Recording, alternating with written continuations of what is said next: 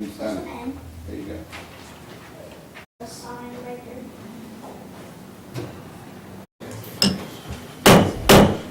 I'd like to call tonight's meeting to order and ask you first to silence your cell phones and ask David Rainey to offer up our invocation tonight. If you'll stand with me, please. Father, we come to you this time, Lord, just giving you thanks and praise for everything that you do for us. Father, we ask you to be with us tonight and help us make the best decisions to make Bowie a better place for future generations. And Lord, we just ask you to forgive us when we mess up, and we ask you to keep us in your will as much as possible, and let us do the best we can for you, and we know that we are nothing without you.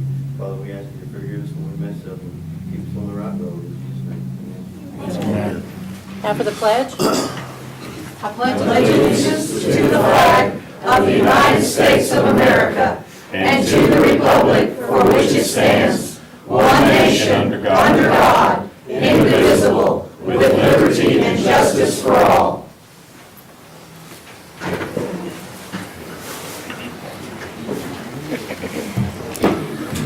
Okay. This time we're going to open the floor to public comments, and the first gentleman I'm going to ask to come to the floor is Dr. Arn Anderson. Do I get to stand by the podium? Yes, sir, you do. Well, y'all are in luck because I had tried to print off my notes to come here tonight and I lost them on the computer. Oh, no. So it's going to be really long-winded, but now it's going to be kind of You should be okay. One, I appreciate the opportunity to come speak. Most of you know me. My name's Arn Anderson. I own and operate Cross Timbers Veterinary Hospital. I've been here since '94. I've been an owner since '97. My wife's family's been here since 1875, so before Bowie was a town. She teaches at NCTC and has taught there for the last 15 years. We've had 4 children go through the school district. All of them went on to get college degrees. One of them has a doctorate, and one of them is getting a master's right now. So we support our small town, we support our school district. My wife and I have worked with the Scouts, Rotary, the Lutheran Church, and the school board. In short, we have roots in this town.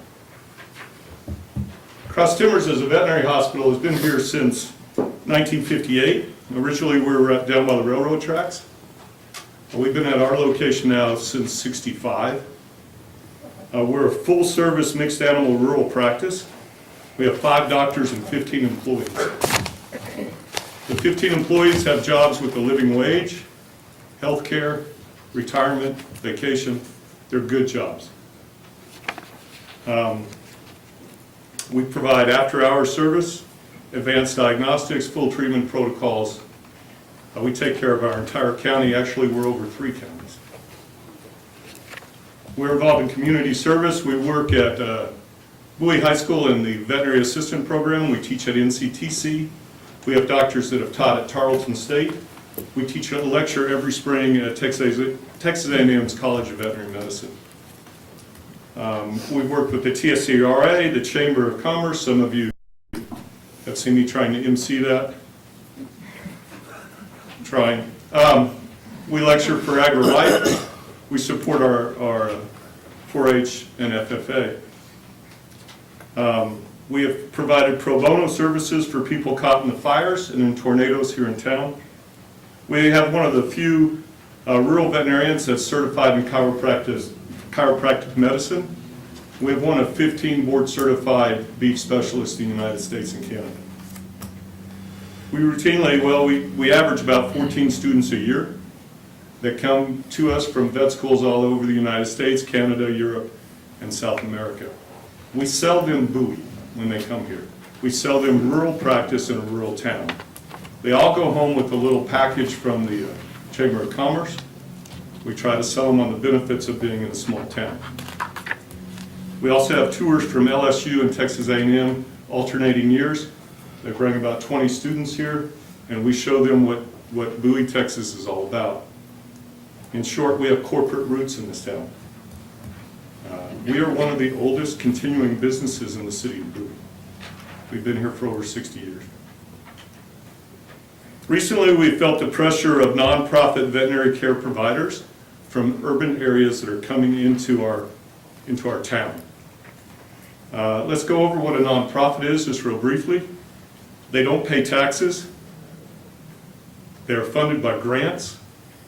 They get a 40% discount on all goods and drugs and supplies. Their veterinarians make twice what mine do. They have the benefit of having the public opinion. They have a story that's easy to sell. When you can put forward a price that's incredibly low for services, it takes people's mind and makes that the normal price. These nonprofits started as offering veterinary services to people of limited economic means.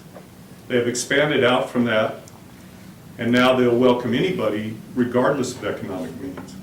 They've expanded from low-cost spay and neuter into offering vaccines, diagnostics, exams, well pet care, and pharmaceuticals. I've met with this individual nonprofit organization twice, and I've asked what their mission was and how can we help with their mission. How can we help them in a rural area? They do not want to cooperate with us. Their mission is to save lives, change the world, and make money. That's their stated mission. What's happening is they've come into a rural environment which is different than an urban environment. They're coming into our rural environment and they're taking away the base of veterinary medicine. For a practice to survive in a rural county or in a rural town, you need the entire community to support you. You need all aspects of veterinary medicine. They're taking that away on an unlevel playing field. And that's basically why I'm here tonight. They don't have roots in our town. We are low-hanging fruit. To use a veterinary vernacular, we are their cash cow. In order for them to get more grants, they need more animals. And that's what we have. As they increase their numbers, they increase the amount of money that they receive.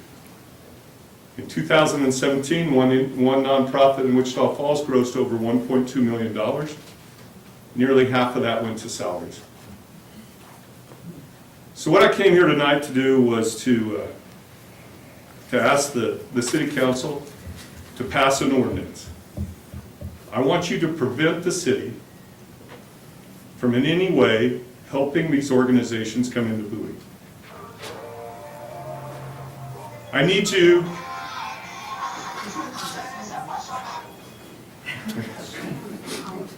So I need the city council to pass an ordinance. I need you to look at it that you will not accelerate a nonprofit over the practices that are already established in town.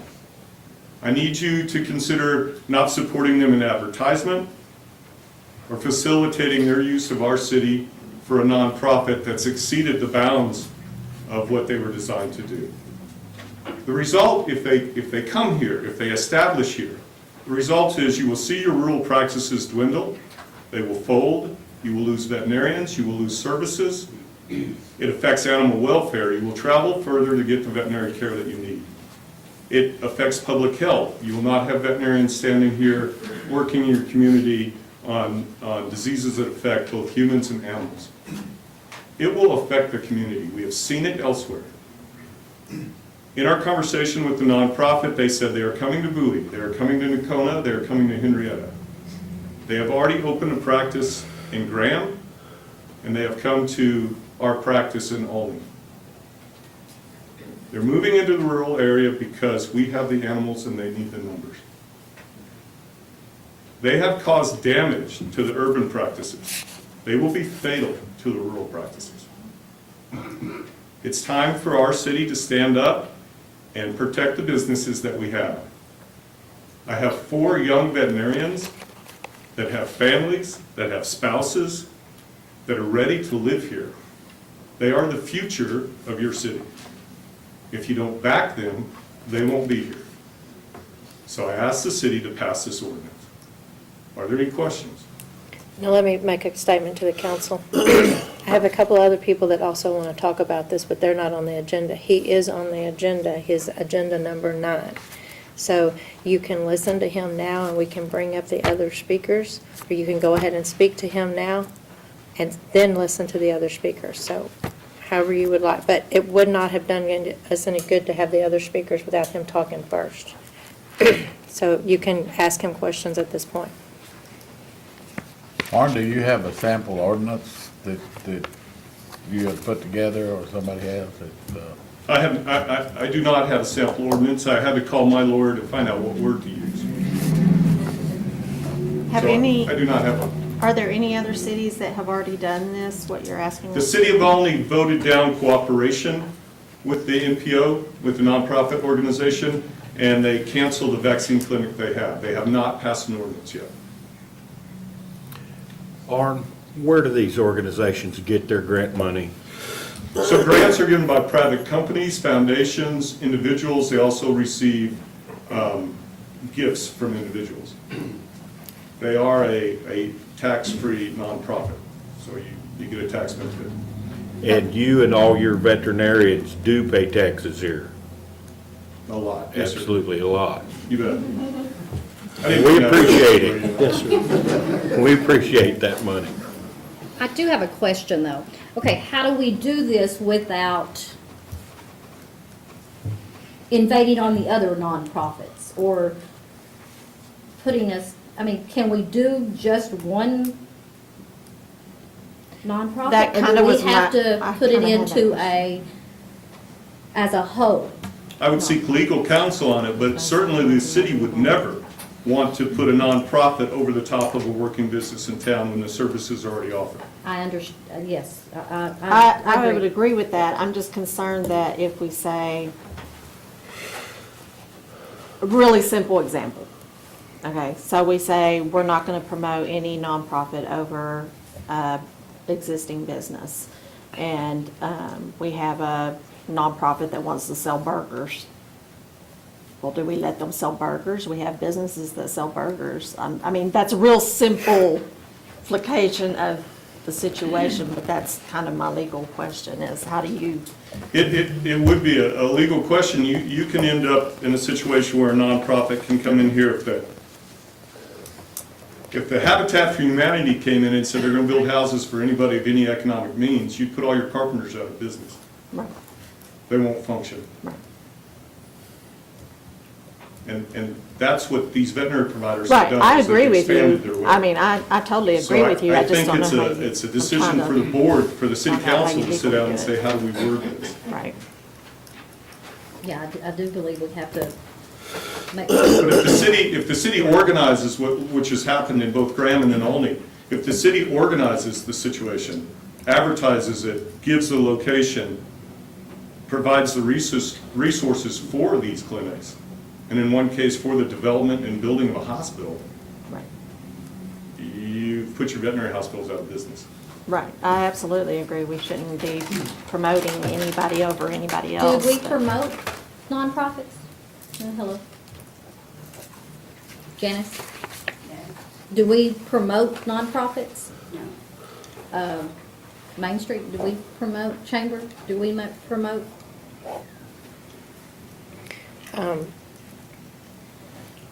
I mean, Tracy, do you have anything to add to this conversation at this time? Part I have to say, this is brand new to me. So I'm not sure exactly what the breadth and width It is- of any type of ordinance would be.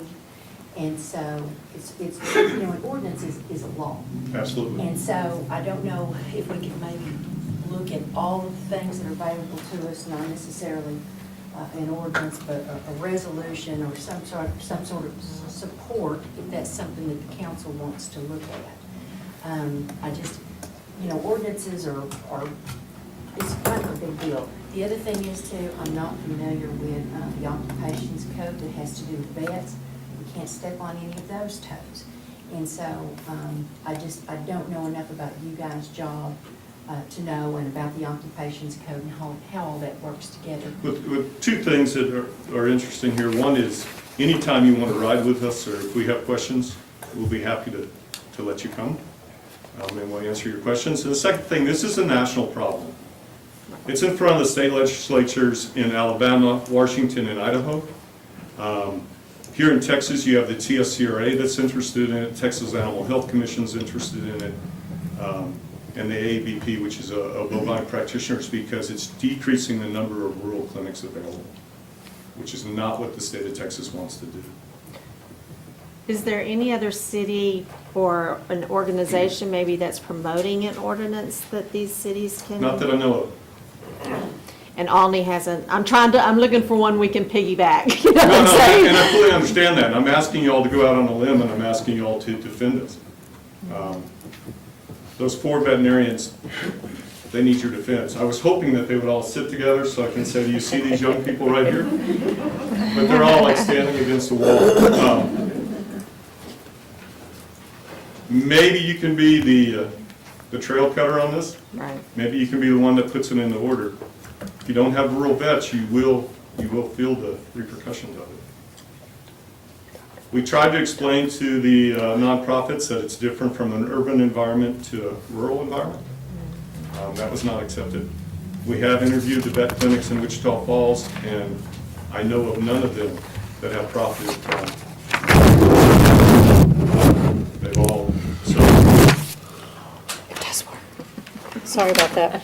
that's okay. I have a microphone. And I understand an ordinance is a law, and I understand that it's a big step, and that's what I'm asking you to do. So none of your associations that you're connected with have put out a sample ordinance or any information about The it? AVMA has said, that's the American Veterinary Medical Association, has a statement on this, and they have stated that these organizations should be means-based. They should be based on economic means and should not be open to the public due to the destruction that they do to clinics. So they do have a statement from the AVMA. But they hadn't, No city ordinance on it.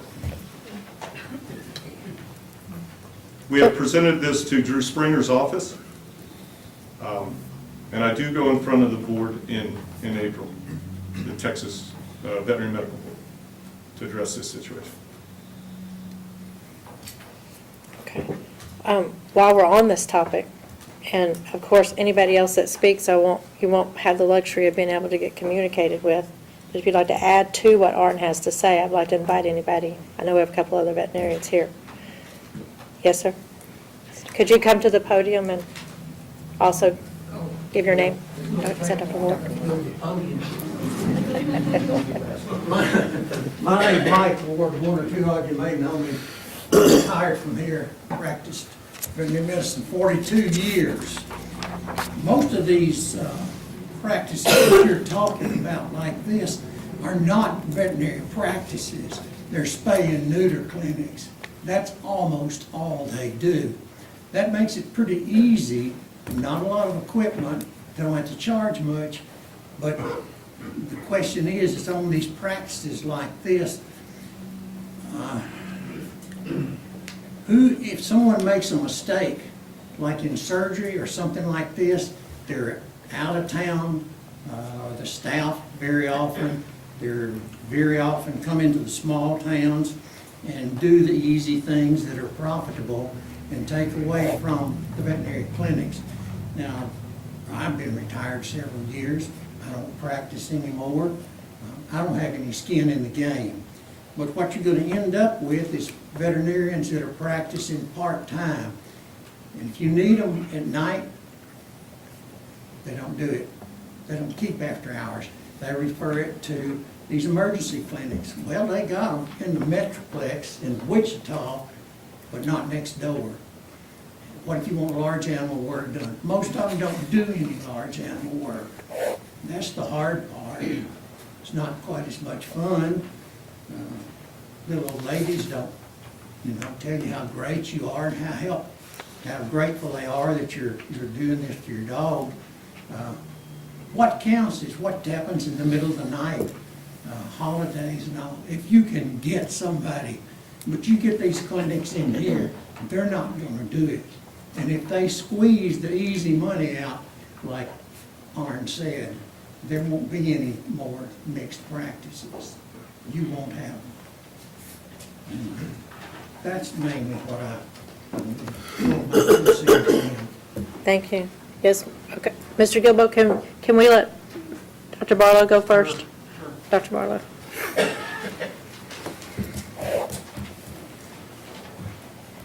Hi, I'm Pam Barlow. I drove into Bowie in 1983 and found a home.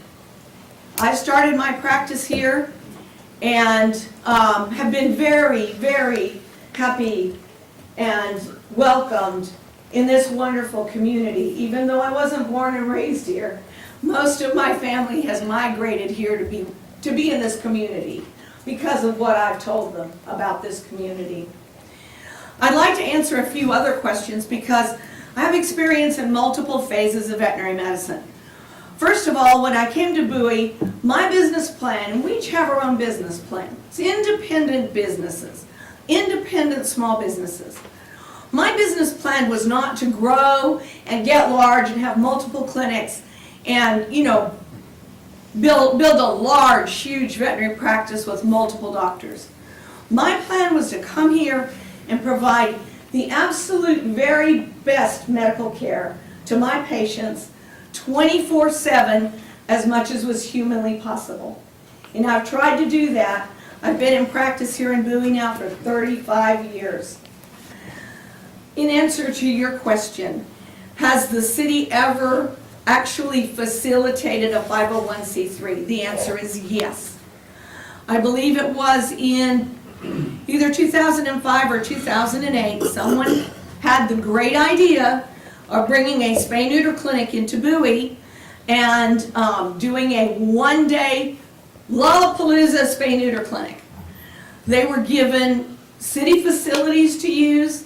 They were offered free electricity, free garbage disposal. Some of the city employees volunteered. Animals were spayed and neutered without regard for the ability of the owners to pay. I do not know this to be a fact, but I was told after the fact that in order to support the spay and neuter clinic, not only the mayor, but also one of the presidents of our local bank had their animals done at that clinic. Obviously, they could have afforded anything they wanted to pay for. Now, I was in the military. I've served military veterinary medicine, private practice here. I also worked for 18 years with the spay-neuter clinic in Wichita Falls at their animal shelter.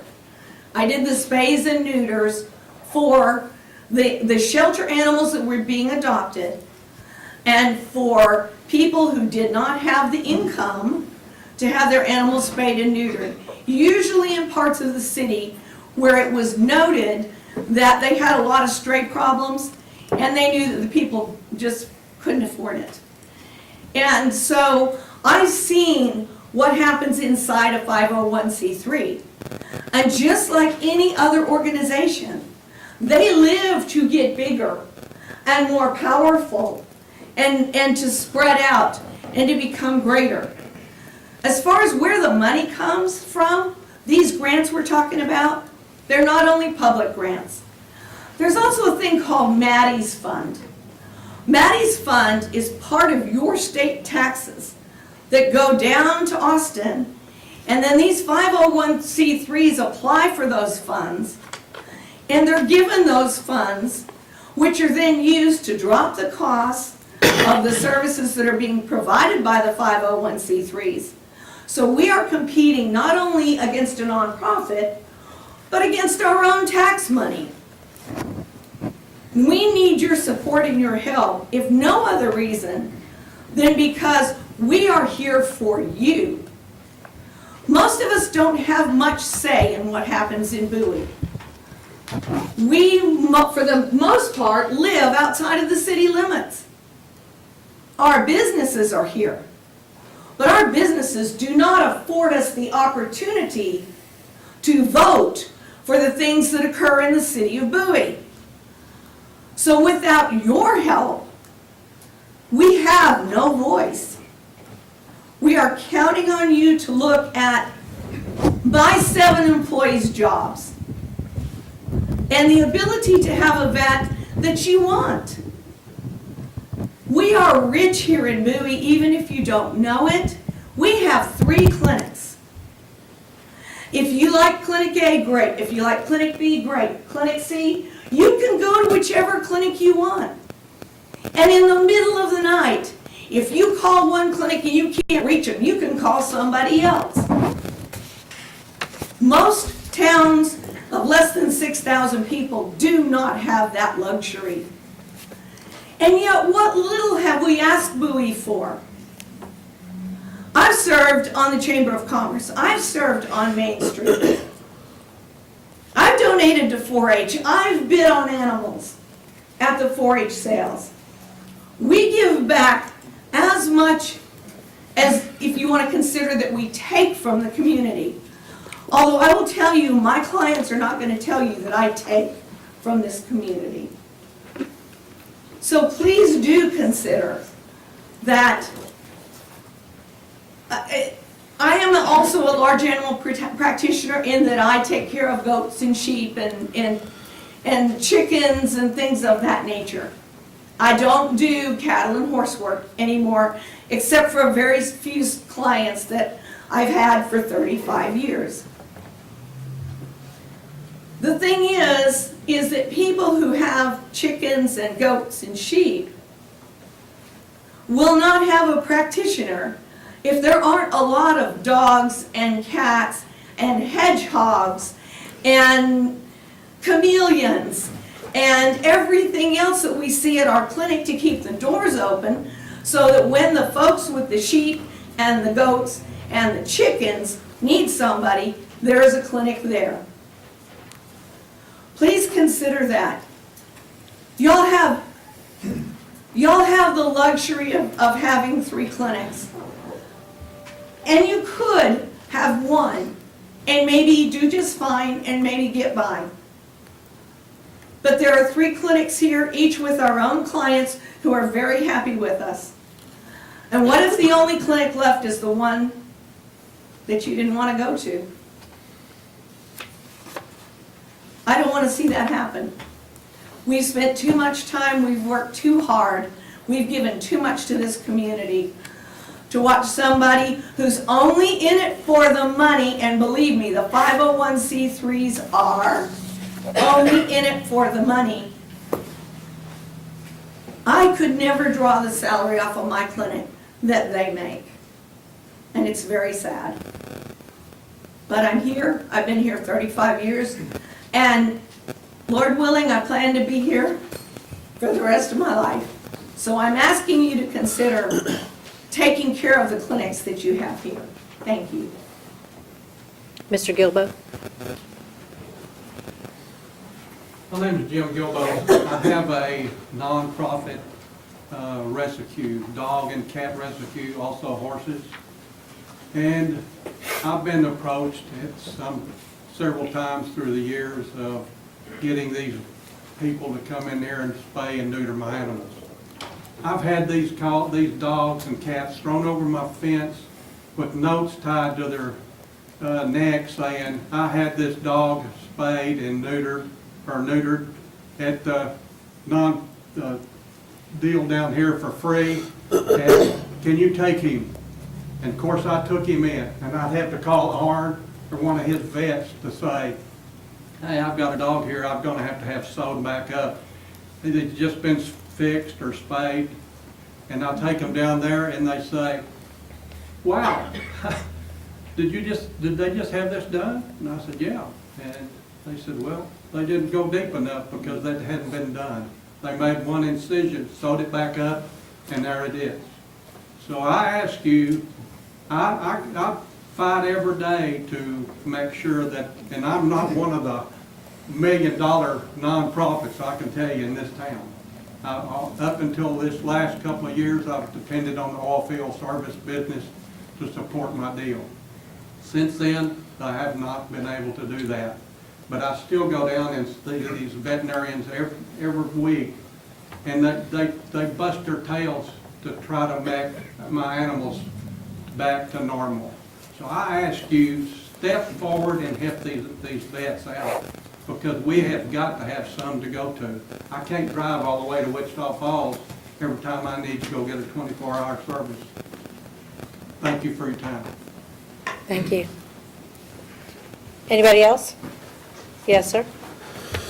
I was just going to say, Dr. Miller, Dr. Barlow does chameleons. If you-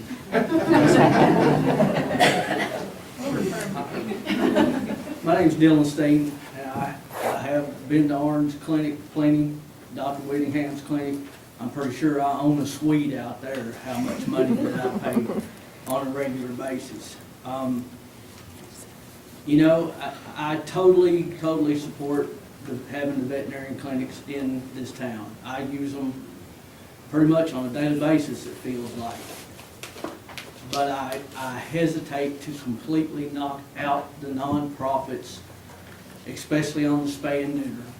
How much, just in the past few weeks, have we heard everybody complaining about the overflow of feral cats, dogs? I'm telling you people, if you base me having to take every animal that I have gotten spayed and neutered that has been feral and that I've just trapped on my own and paid out of my own pocket to try and help the feral cat population of this town, if you want to look at what I make a year and make me pay full price for every one of those cats I may never see again, but I've helped control the feral cat population in this town out of my own pocket, then you're killing me. Now, I am not going to stand here and tell you the amount of money that Brenda and I put out yearly to support Orange Clinic and Dr. Best. Now, I've never used Dr. Barlow, although I've heard a dog to get fixed at your clinic that did use you. So it's not that I'm not supporting these vets, but I'm just saying there's a gray area here too that needs to be considered. Because there's an elderly couple on Strong Street, I'm sorry, that they've got cats that come up and they do their best to feed them. There's no way in heck that they could have afforded to got those feral cats fixed, but because they were trapped and taken, now they weren't done here in town at a low-cost clinic, they were actually transported to Wichita Falls. They could not have afforded to pay for the full stay overnight, make sure you get all the oxygen and the hands-on treatment. And yeah, it's a bonus. Trust me, me and Brenda, we take ours so that they got to stay overnight, they get baby powder on their butt before they come home. And we paid full price for that. But on the ferals that we just out of the goodness and to try and help control the feral population, no way can I take every one of those, even with the amount of salary I'm blessed to make every year, there's no way. I would say last year alone, in the year of 2018, 30 ferals that we trapped and got spayed or neutered and released them back. That's 30 female cats that will not be having kittens, and there's no way I could have paid full veterinary prices on that. So I'm not trying to knock any of these veterinarians, I'm not. I rely on their service. That young man right there got a thank you card from me on how well he did with my little rebel. So I know the benefits of having veterinarians in this town, and I absolutely adore their services. But there is a gray area here that's going to need to be addressed too and looked at. Thank you. So if I can touch on that real quick. Your clinics in town, if they're unable to provide this service, so we have low-cost spay and neuter that's equivalent to the nonprofits' prices. We have low-cost vaccination clinics that equal their prices. If we're unable to provide a service, then certainly we can look somewhere else to meet the needs of our community. We feel that we can meet, out of the 3 clinics and your veterinarians in town, that we can meet all the needs of the community. If not, then certainly we would utilize a nonprofit. The idea is to provide good veterinary medicine for our town. And that's the whole scope, like Dr. Ward said, of the entire scope of veterinary medicine. Not just the easy stuff. Yes, ma'am. Now, I add one more thing here from my own personal experience. With all the veterinary clinics that there are in Wichita Falls, with an animal shelter there and an aggressive animal control department that picks up the strays and that sort of thing. With the animal shelter there spaying and neutering every single animal before it's released to the public. I worked there 18 years, and we saw exactly zero change over 18 years in the stray population coming into the animal shelter. This is pretty well consistent across the country. It is the people who don't care about their animals that are creating the overpopulation problem. And I don't care if you offer them spays and neuters for free. They're not going to do it. The way I know is we had a big fund drive and we went to certain neighborhoods in Wichita Falls and we offered vouchers for free spays and neuters. Occasionally someone would take us up on a free spay. But we got cussed out more times than you would think of when we were offering free neuters to certain people's animals. They don't want it done. And those are where your stray populations are coming from. Even the people who take their animals to the low-cost spay-neuter clinic in Wichita Falls or whatever, these are responsible pet owners. They may not have the money, but they're responsible pet owners. They are not the problem. The problem is coming from the non-responsible pet owners. And I don't care if you had a veterinary clinic on every corner in this town, you would not change that situation. I've seen the actual numbers through the years for 18 years. And I know the reality of the situation.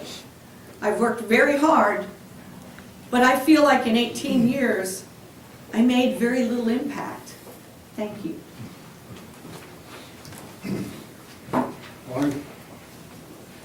Oh, yeah. No, I was just gonna take more questions. Find out who gets them. I'm Rick Palmer. I didn't come up here to speak on this, but it's too good an opportunity to pass up. 3 weeks ago, my dog was in my front yard and was attacked by 2 pits. He's barely breathing. I got him to their clinic and he died on the way. I'm gonna urge, because I agree with Pam, this $50 fine, if you got a stray dog, and on this dog, I found the tags of the attacking dog, one of them. And the police said they couldn't do anything. But if you got a stray dog, and at least it's collared, this fine needs to go from $50 to $500. And we gotta put some bite into the laws. This insignificant lack of responsibility ownership that she's addressing has got to stop, and it's gotta stop here. You don't like picking up your dog, mainly. And you did a good job, because while we were picking him up, somebody pulled in and said there's a limping pit going down to Cater Street. So he didn't go quietly, but he's still gone. He came up 2 years ago. He was a stray. But that one's hurt, and I've been wanting to address that issue, but these two right here just opened the door. And I encourage you, put some bite into the law and start hurting people. These 2 dogs that just killed my dog, I've heard about them killing the cats. Me and my wife go out and pick the paper up in the dark. We carry a gun now. That sounds pretty stupid. Now, I don't want to go one-on-one with a couple of pit bulls or anything. I thank you for your time. Thank you, sir. Now, counsel, Dr. Anderson's back up there. Do you have any more questions?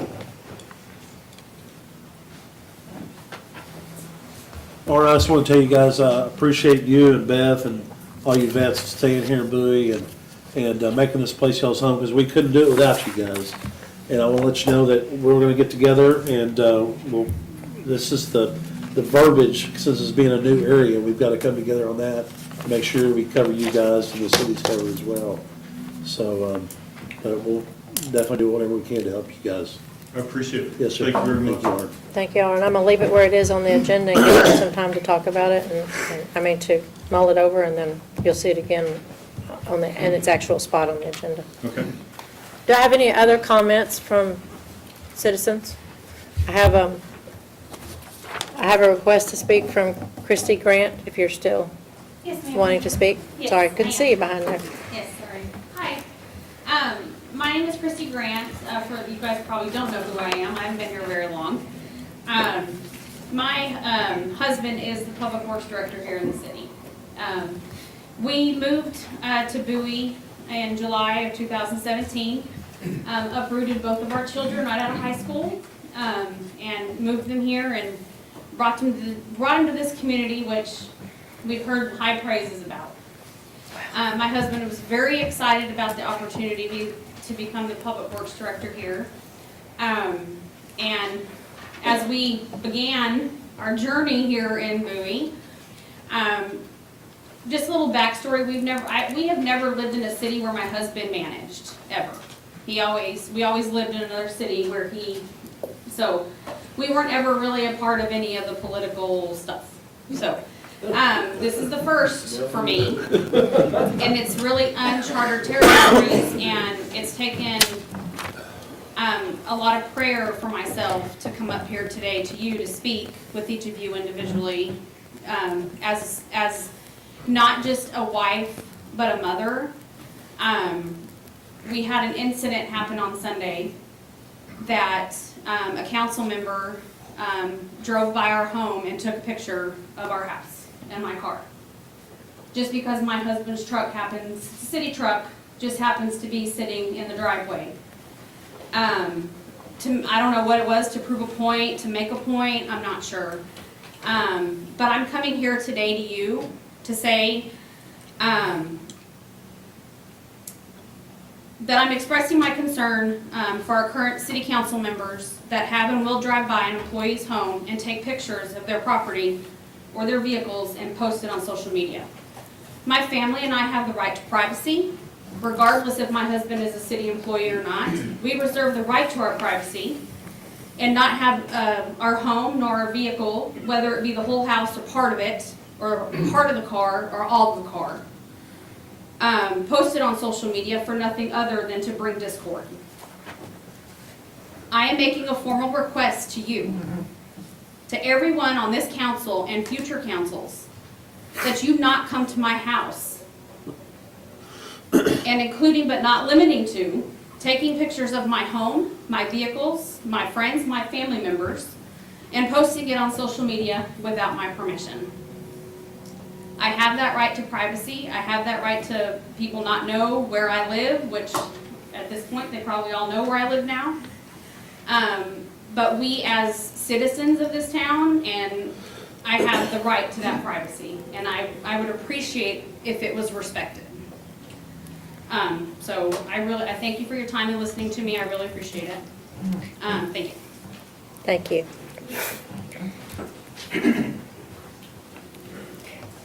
Yes, sir?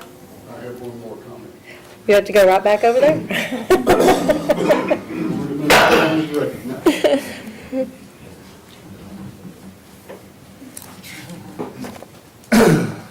I'm addressing this golf course purchase issue. Go on, more paper. Play golf, but a lot of people don't call me a golfer, so set that aside. I enjoy it. And I come to know Dwayne and Diane. They bought barbecue when I had that business going. But this town cannot afford to buy a golf course. We can't fix streets. We can't fix streets. We don't have our animal control being done. We don't, our infrastructure. I wish everybody had a Cadillac, but we can't do it. It would be, Wayne would be the one to do it, but as hard as I saw him work, and usually the transition into the private sector, production goes down, it would be a negative cash cow. I almost feel like this issue is almost like the hospital deal that was attempted to go down our throat. It wasn't making money. I trust Dwayne enough, if it was doing real good, I think he'd stay in it, so. You're wrong. Well, I say, I trust you though. Okay. But- I'm 68 and I'm done. And that's it. And it was noted that there were, in the paper, 130 commitments that would join. Well, let those 130 people go together and make it a private golf course. I may or may not join it. But to saddle the city of Bowie with it is not fair. And I think having to waste time of the city spending money that it doesn't have is really lacking in some leadership. We need to step up, all of us. Thank you. Thank you.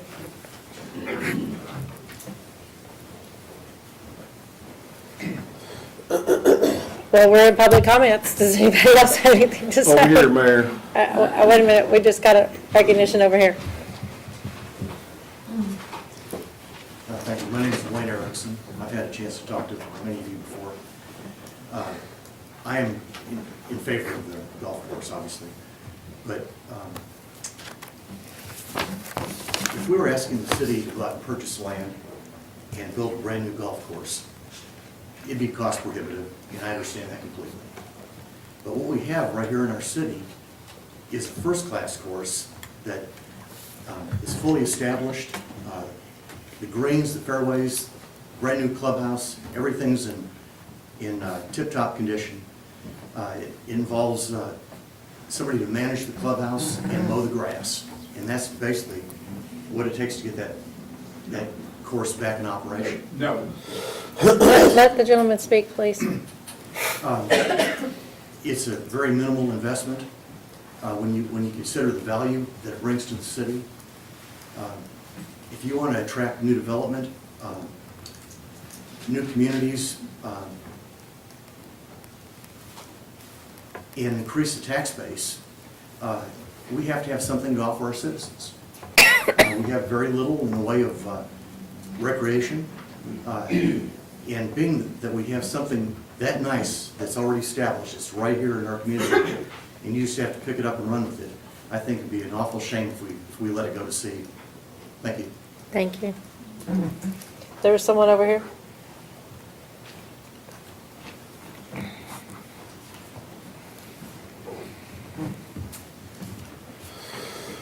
Hi, I'm Ken Rhodes. I've been born and raised in Bowie. I've been here. I've been at that golf course. I'm for the golf course. I've been around that golf course for 48 years. I was 11 years old when I started going at that golf course. And I just think that if there's any way to save the golf course, that y'all should be able to do it. Because there's other cities, there's all kinds of cities that have golf courses. City of Nocona owns a golf course. City of Wichita Falls owns a golf course. There's golf courses all over the state that the city owns. And I just think it's a travesty that we don't have any amenities. You aren't taking into consideration like all the tournaments that are out there that are for kids, all kinds of people that, that need help. They have all kinds of scholarship funds. All the kids that play golf, the high school golf team, they're not gonna have a place to play. Little towns like Goldberg, they're not gonna have a place to bring their kids to play. I just think that we need to take into consideration. I've been at that golf course, like I said, since I was 11 years old. If it wasn't for that golf course, I wouldn't have got to go to college. Because I went to college on a golf scholarship. And the only reason I did is because I got to play golf out there. So if there's any way we can save it, I'd appreciate it. Thank you. I got one here first. Well, I tell you, I don't have much to say about it. All I know is the city bought a whole lot of equipment, and went in debt for a whole lot of equipment. We need a name. Name's Jack Webster. Okay. Okay? They went in debt for a whole lot of equipment. They're in debt already. They're getting more debt if they bought this golf course. Number one, to keep that golf course running, you're gonna have to subsidize it between that area of $35,000 to $55,000 a year. Are y'all ready for that? Plus what you're gonna have to pay for it. That's the problem right there in a nutshell. Now that's what you gotta look at. You can go back in number 10 session and look at it over with, but that's all I have to say about it. Thank you.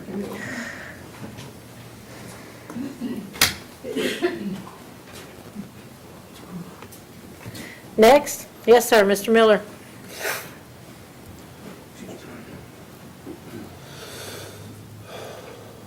My name's Bill Miller. My wife and I moved here from the Metroplex 12 years ago. I've played golf several towns all over the United States, in foreign countries, in Malaysia and the Philippines. I've even played in Pumpkin Center. Some of you guys probably know where Pumpkin Center is. Nice course. If this golf course is in such good shape, why is it for sale? Why has it been sold several times? Why do the current owners want to sell it? Is it because they can't make a profit? And I agree with some of the comments made here already. Why does the city want to take on this burden? Now, it may be in good shape. I don't know, I haven't been out there in a few years. But just because we've got good greens and good fairways and the new clubhouse that was rebuilt after the tornado tore it up, that doesn't include, or the consideration that it's going to cost to run it. You got to hire people. You got to maintain it. It's going to cost money to drive out there with the city vehicles. You got to take that in consideration. I'd ask that the city council check and see, have y'all done a feasibility study amongst all of you? I don't know if you can do that in an executive session, and really do a study and see the pros and cons. If it makes sense business-wise to buy this place and it can prosper the city, then yes. But if it doesn't make sense, then why buy it? I've got to ask, what has that golf course brought to the city over the years it's been in existence? What's the profit and loss statements on this thing over the years that it's been in operation? And why has it been sold so many times? I'd say, please, council, don't vote on it, don't buy that, because we don't need that. We need to invest the money to fix the infrastructure of Bowie. Thank you. Yes, sir.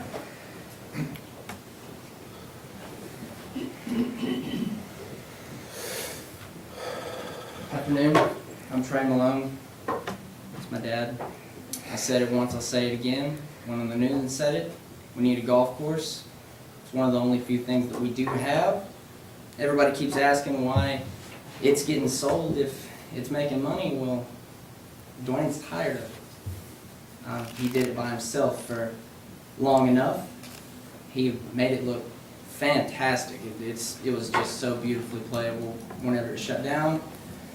And I know Dwayne's tired of it because for a period of time I was out there with him doing it, and it's hard. He worked his rear end off doing it, and he deserves a break. That golf course is in great shape. If Jack's broke and have a golf course, so can we. Thank you. Thank you. Anybody else? Nobody? Are you sure? Good, wrap it up, Mayor, before you get somebody Okay, so do we have any other comments on anything else? If not, then I'll close the public comments and we'll move on. Mayor? Yes. Yes, sir, I wish you would. I'll try to do this.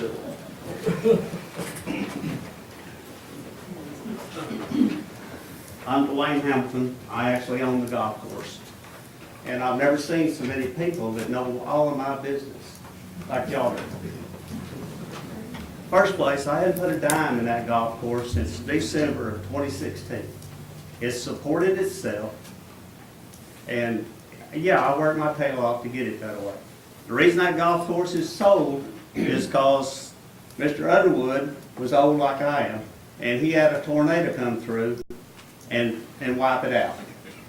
The two partners and I got together because we didn't want to see the golf course closed, just like these gentlemen don't want to see the golf course closed now, because we like to play golf.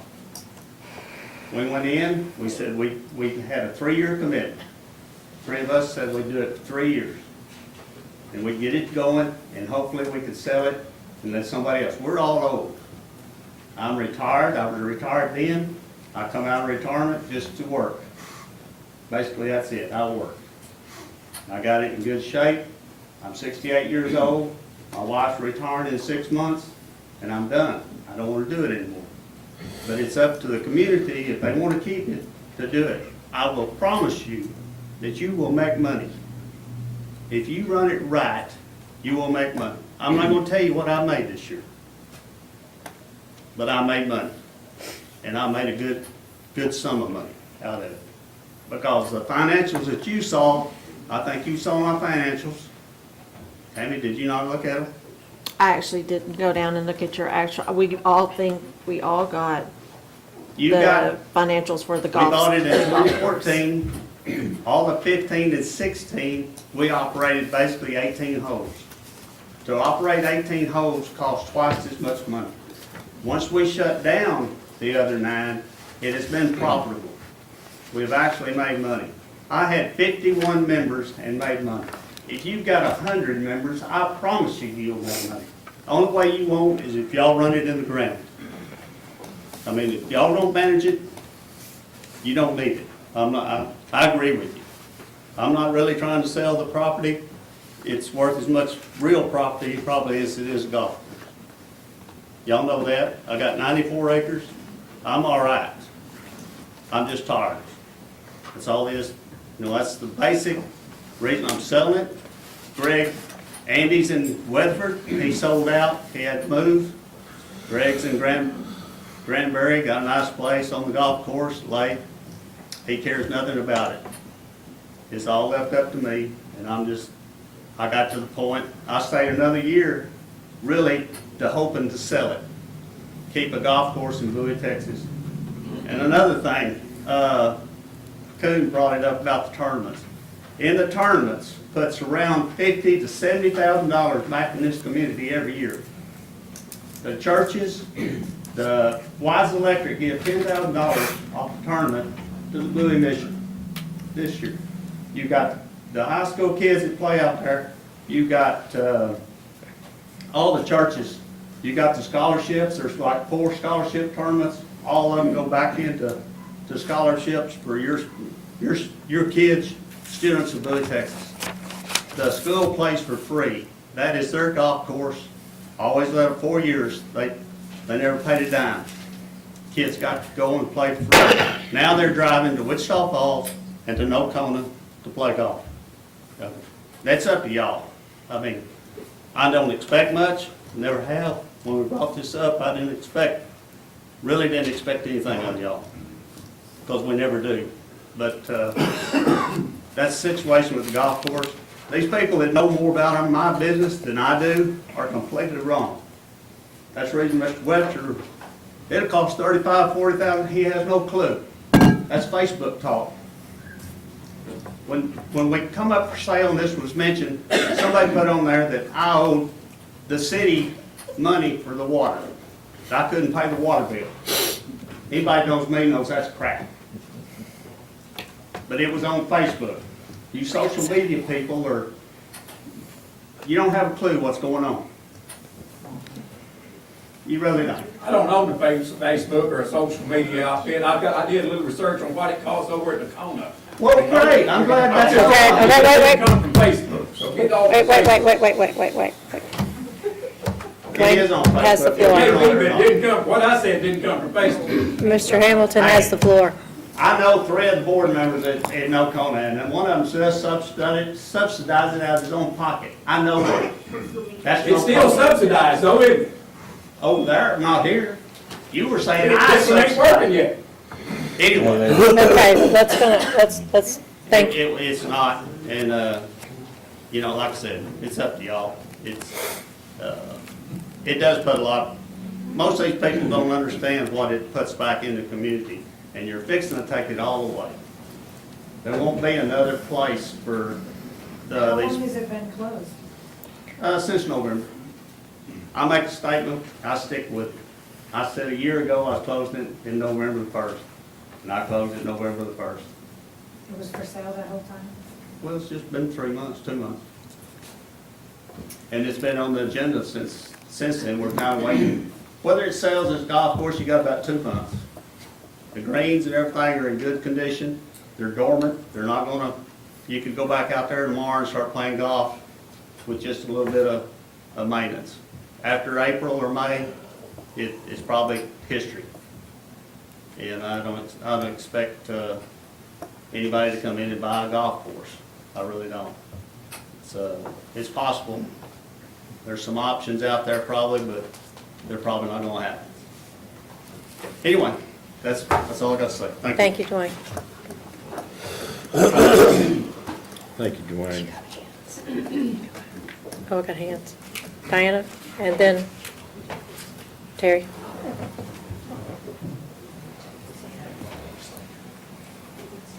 Mr. Hamilton, thank you for speaking up. That's the first number I've heard about part of what the golf course puts back into the community.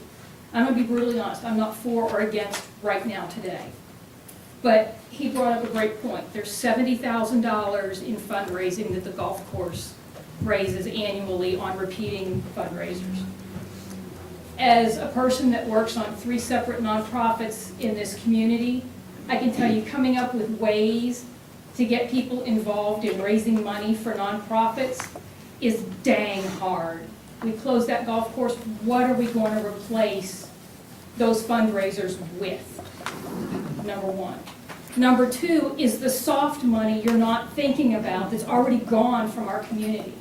When we do these fundraisers, we're running around the local businesses buying the water, buying the Gatorade, buying the hot dog buns and the hamburgers and the whatever to be able to feed all the people at these fundraisers. Now some of these tournaments are taking place in Bridgeport or Wichita Falls or whatever. All of that sales tax money is now in Bridgeport or Wichita Falls or Decatur because that's where people buy it because they don't want to have to haul it from here to there because it's cold stuff and it's easier to keep it cold. So in addition to the $70,000 in fundraising that we've lost and the matching funds that may be coming in from whatever sponsors like JEC Electric or Wise Electric or whatever that's just gone, money that's completely gone, you're also losing all of that sales tax money. All of these high school kids that were coming in here practicing their golf and grabbing something at the Sonic or the Dairy Queen on their way back to school, all that sales tax money is gone. You know, they were talking about a feasibility study, but I'd like to see those numbers. I really want to see what are we really losing in addition to the fundraisers, in addition to the dues, in addition to the, what is the city really losing? I mean, that could be significant in addition to. Just putting it out there, we really need to do our homework before we just say, oh, it's not worth it. In addition to that, it is a draw, and this is going to sound callous, but it is a draw for higher income people that look for ways to spend their extra income. We close the golf course, the ability to expand our tax base to draw that type of person to town is also gone.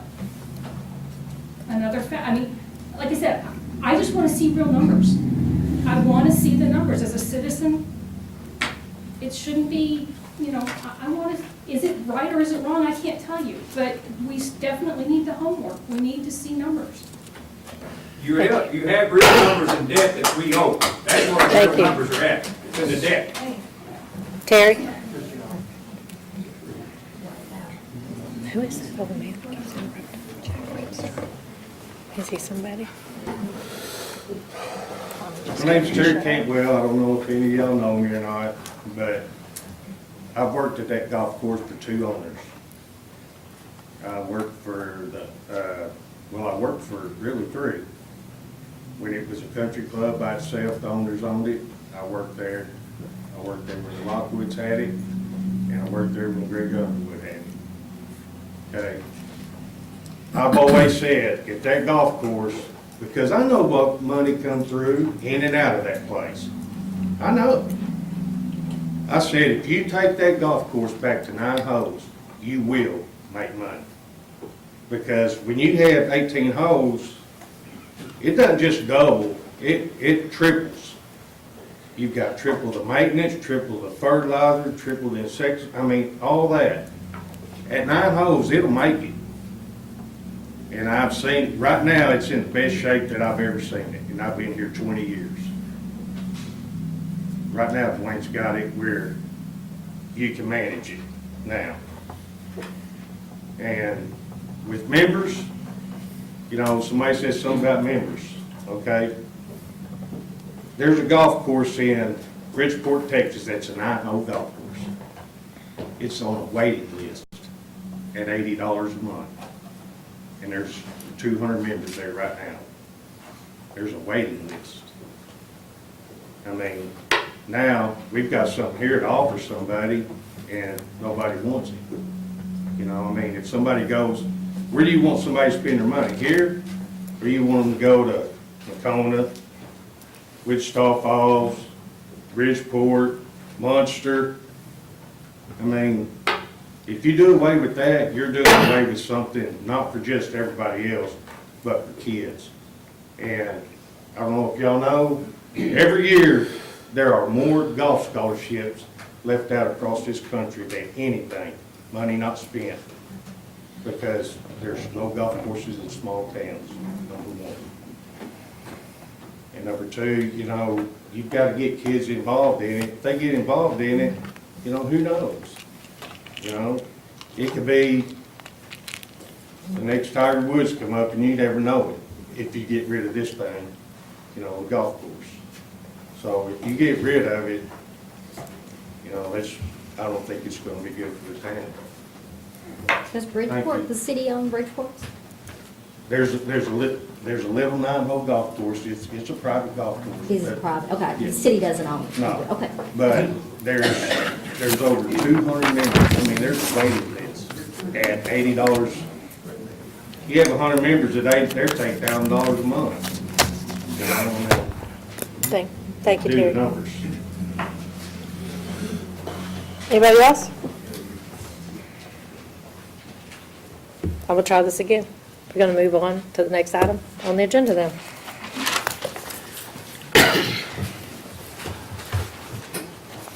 We're at departmental reports. Council, do any of you have any specific questions for any specific department heads? They're all here, they're just in the kitchen, I believe. No? Council?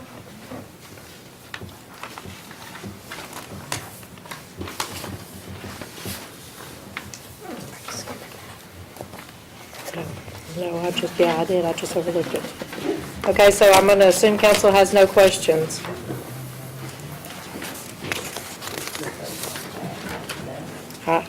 And I overlooked announcements, I guess I got ahead of myself here. And I don't have any, do you? Okay, so we're past that too. We're going to move on to item number 7, which is the consent agenda items.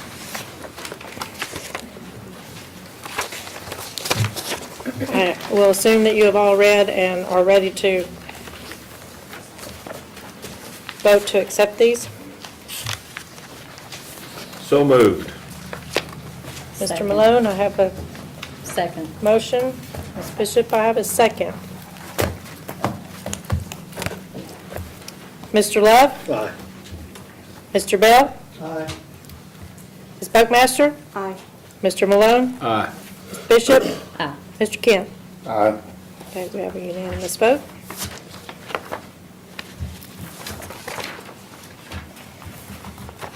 The next item on the agenda is number 8, and it's old business discussion of the Nortex mitigation plan project update. I'm going to turn that over to Mr. Cunningham. We finally got down to the actual planning on the mitigation planning. And I'm gonna, in a minute, read you the list of the things that me and my department head came up with. Now, what you need to understand is this is a list of things that we use to mitigate possible disasters in the future. It's nothing other than that. It's not a plan for doing anything, it's the mitigation. Now, the good part of the mitigation plan is that we have to do this to qualify for grants in the future. The state, the federal government are not just gonna say, you know, we'll give you a grant. You're gonna have to do your own planning and get ready for it. And so that's what it is. But this is our top 10 list. Citywide drainage repair from Highway 59 to Patterson Street. I'm not gonna put the estimated cost in here because it'll scare you, unless you really wanna know. A new transformer for our electric substation. There's no room for another transformer substation. And if we have a problem with our current transformer, the new one will help with the load. Number 3 is shore up the backside of Old Blue Lake Dam to keep it intact. The backside of the dam is eroded and we need to do some repairs there. Number 4 is the development of a cell phone application that will broadcast National Weather Service severe storm warnings over National Service Radio. The tower that serves Montague County doesn't reach here, so we don't have anything. So we came up with the idea, Kirk and Diane Higgins came up with the idea about the app, and I thought it was a fine idea, so that we can get National Weather Service radio station to broadcast over cell phones. Number 5 is to construct severe weather tornado safe rooms on all campuses of all Bowie schools. Number 6 is rewire electric lines to prevent lines from blowing together like they did last Saturday. If we do the longer lines in a better way, we can eliminate the problems from happening where lines are bouncing together in severe windstorms. Number 7 is construct a community safe room for the city of Bowie, where we reinforce existing buildings for citizens to come in the event of tornadoes or severe storm. Number 8, install a sprinkler irrigation system at the site of our wastewater facilities to be activated in case of wildfires. The water sprinklers would protect our facilities. Number 9 is a buffer zone in and around Bowie to protect homes and schools from rural wildfires. This mitigation would require the city to get permission from adjacent landowners in our ETJ. And number 10, upgrade all city police and fire radios to newer digital radios. Some of the city radios are analog, and this will make communication in emergencies much more reliable.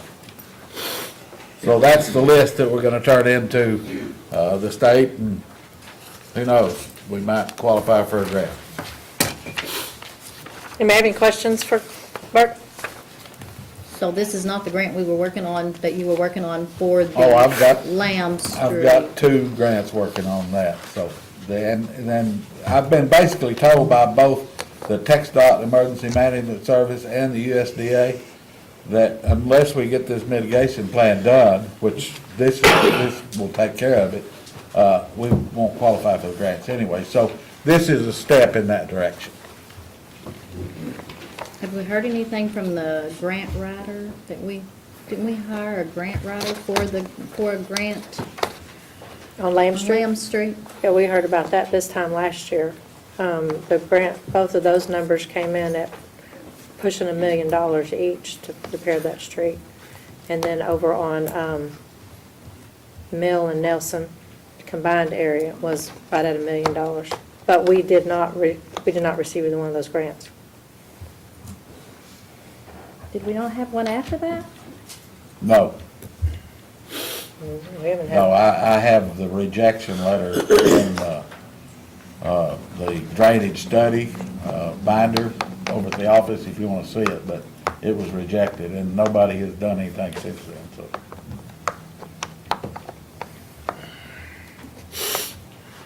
I think you've even seen that letter, Wayne, because when you were working with me in the office is when we got those letters. Just so you'll know, I had an engineer from the USDA come a week ago Friday and made another inspection. So that's 2 different, one state and one federal organization that have sent people to do inspections on what we have. So I'm working on it. Any other questions? If not, we're going to move on to new business, item number 9.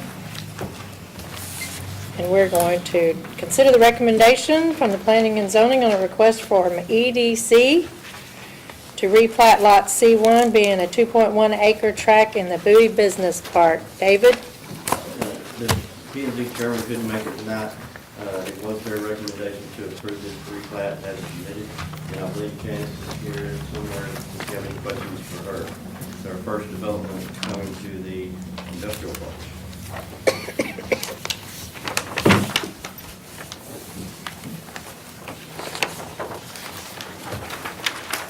Make a motion to approve it. Second. I wasn't ready for that. You want a motion to approve it? And Bishop?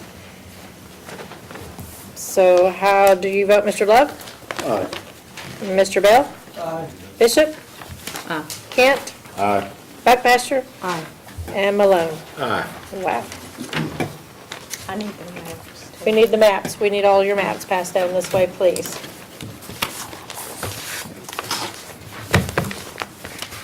Just had to. I think it'd be all right, Pat printed some more.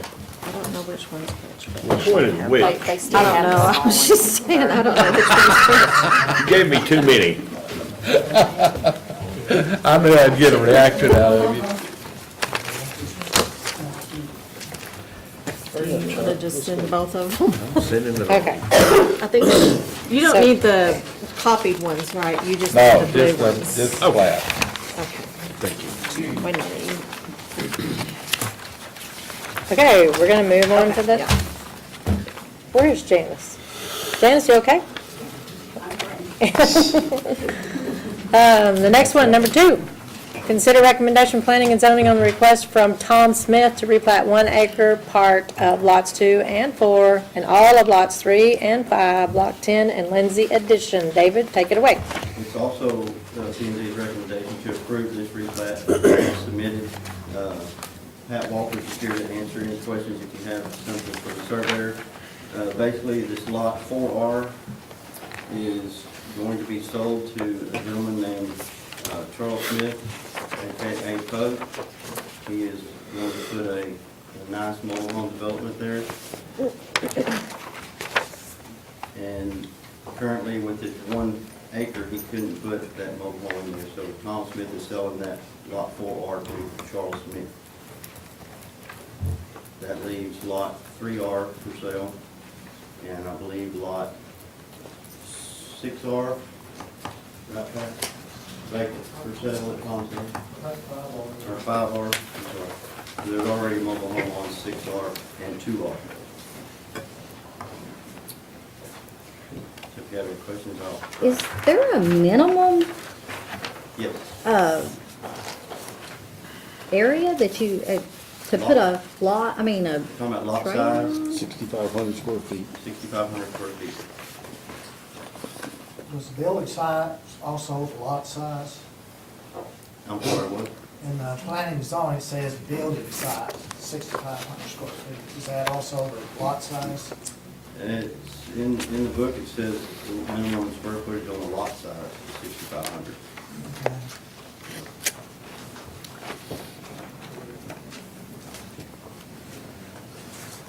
And I asked about the restrictions of the mobile homes that are being moved in, and it says 1974 or newer, which is 45 years old. very old. 45, I mean, Very old. so, You gotta remember that's done in about 91 or 2. And that's our ordinance says it has to be Correct. 1974 or newer? Or newer. Yes. Yeah, We that's might in need to chapter look at- 12, Section 11. section 11. David, I'd like to make a motion for a continuance that this be held over for further consideration so that we can review our current codes and bring those up to par to prevent another mobile home park facility from being created. So in shorter terms, you'd like to Make give us motion a to- date, I mean, give us a year on, an actual number of years, how old the mobile home can be when we move it in, Correct. instead of And a that'll year have to go date to on the Legal model. counsel to find out what that number is. So, But I'd like to hold it over for further consideration. I second that. So that's a motion to table? I guess that's a motion to table. Yes.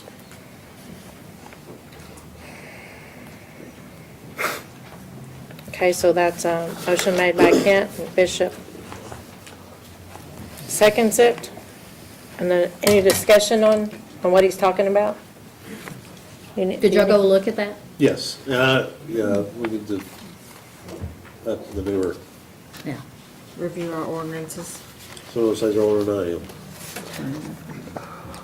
Still So young once guy. you replace those, the ones that are there, I was under the impression that the only trailer parks that we had were over on Decatur Decatur, I think.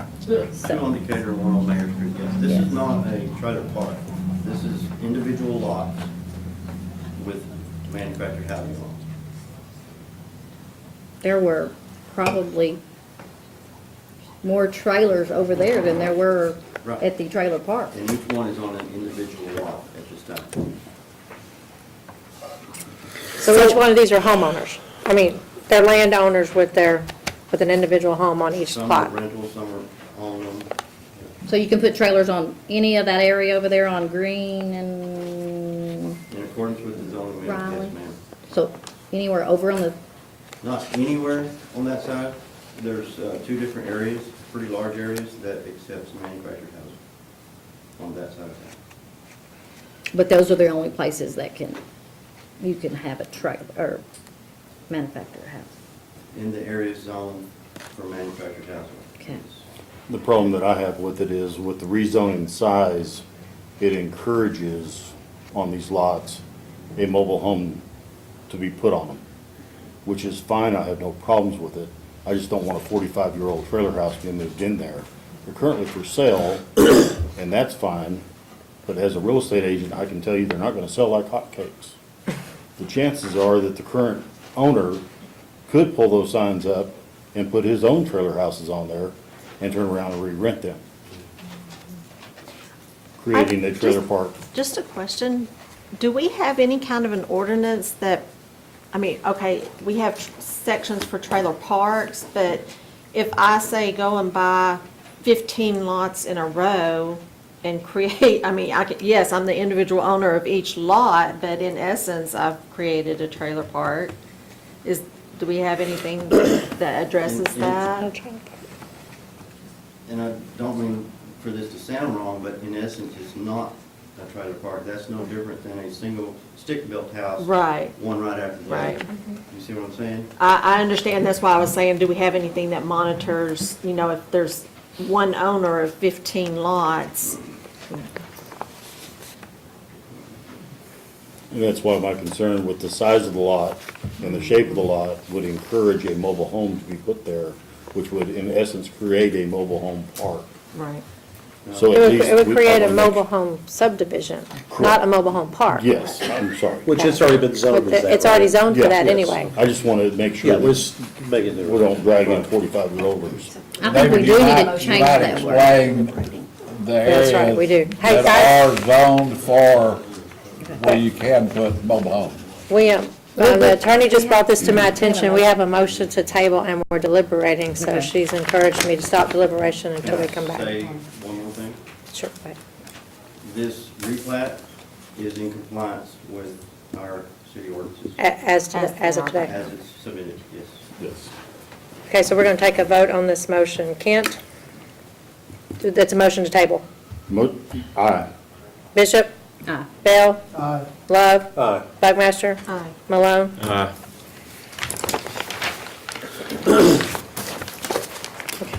And into that.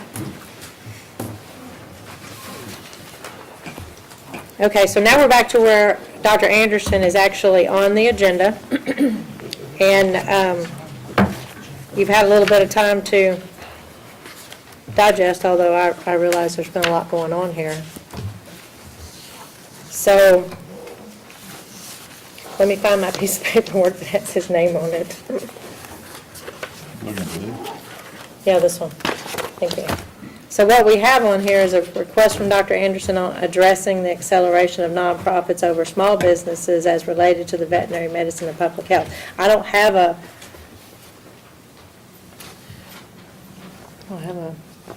need a motion on how you guys would like to further this. Madam Mayor, I think we need to instruct council, Ms. Jennings, to further explore what it would take for us to write this ordinance. I'll say right now, I'm in full support of the local veterinary clinics. But as this gentleman pointed out, there's a small gray area there where we might want to consider people's ability to afford to spay and neuter of their pets. I'm not educated enough to figure that out. Hopefully Miss Jennings is. I have faith in her. and to make sure that we don't step on other nonprofit organizations not related to this. Correct. I think It's the gonna wording- have to be worded properly. Right. So your motion is to have council do more investigation to see where we can go, if we can go. So moved. Yes. Second. Mr. Malone? Did you get that motion? Have council further? Okay, well, he started out saying city attorney. That's what I mean, You city changed attorney. it. Well, okay, I'm calling her our council. Okay, Sorry. City attorney. okay, got it. And then Bishop seconds. Any discussion? If not, Buckmaster? Aye. Love? Aye. Bell? Aye. Bishop? Aye. Kent? Aye. And Malone? Aye. Okay, Dr. Anderson, where are you? I see you, I'm sorry. Okay. Yeah, pretty small. So that's what we're going to do. We're going to ask her to investigate to see where we can go and stand as a city. I think it was pretty obvious here that our council wants to support you, and we're going to investigate and find the best way for us to do that. I appreciate it. I appreciate the council's time. And we will invite you back for our next meeting. I'll be here. Thank you. And everybody else that spoke about this, I would encourage you to come back to the next meeting and see where we go. And Dylan, I would like for you to know that we're going to take into your consideration too. All right, let's move on to hotel motel tax. Let's talk about something really positive. I'm bringing to you the year-end reports. We've had an increase over last year. I just want to kind of give you a little backstory. Last year when I came to the council, we started out with our hotel motel funds at a balance of $105,876 and some change, and we were anticipating a $75,000 increase this year in receipts with from $75,000 receipts from the hotel motel tax. This year we started out with $117,000, and our actual receipts were $111,000. So they're up from $85,000 to $111,000. I want to venture to say that a part of that comes from the casino traffic. You know, they stay too late, they have a place to spend the night. And we're going to thank them for advertising all of our overnight accommodations the way they do up at River Star. Calling the wrong thing. The hotel motel committee will meet sometime between now and March and set the expenditures for the upcoming year. I'm upping our anticipated receipts from $75,000 to $95,000. So we will have quite a bit to work with this year and get our groups back to, I had a little bit of fall down one of our organizations this year, so they didn't spend the money they normally do. But get our individual groups back to promoting the city of Bowie, and they'll have the advertising dollars there to do it. Any questions? Where does the hotel motel tax go that we collect? Was it just for city operations? No, hotel motel tax is spent on what we like to call heads and beds. That's why it's directly, anything that is spent on has got to be for the advertising and the promotion, citywide organizations. The Chamber of Commerce, the Chamber of Commerce gets a large chunk of money because they do promote our city. They'll get funds for promotion of the city, they'll get funds for events. Jim Bowie gets events. The community center, the law allows for the community center and for Second Monday because they see it as a heads and beds in a convention type environment. So they're allowed some funds for advertising. The law also allows, because we have the community center and it similarly falls in the definition of conference center. So the law allows for us to take a certain amount of this money and use it for the improvement, the equipment, maintenance of that building also. Right. So you'll see Jim Bowie, Chamber of Commerce, the Community Development Department, which used to be the Main Street, will also receive in those. Second Monday receives in that. And that's all I have on the list for this past year. Has the chamber spent some of the hotel motel money in that? Yes, the chamber is earmarked for quite a bit of it because of their defined organization.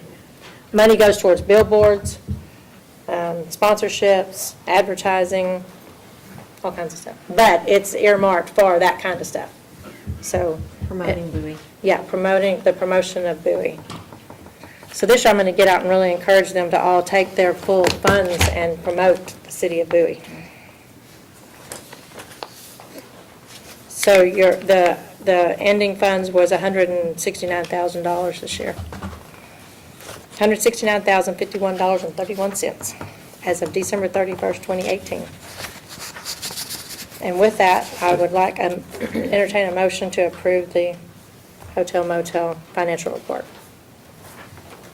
So moved. Thank you, Mr. Malone. Do I have a second? Mr. Bell, thank you. Mr. Love? Aye. Mr. Bell? Aye. Ms. Buckmaster? Aye. Mr. Malone? Aye. Bishop? Aye. And Kent? Aye. Thank you very much.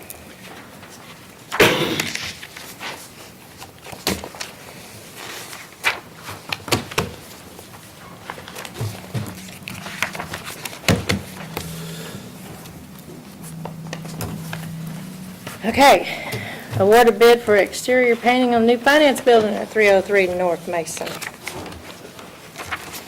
You guys have all that information in front of you?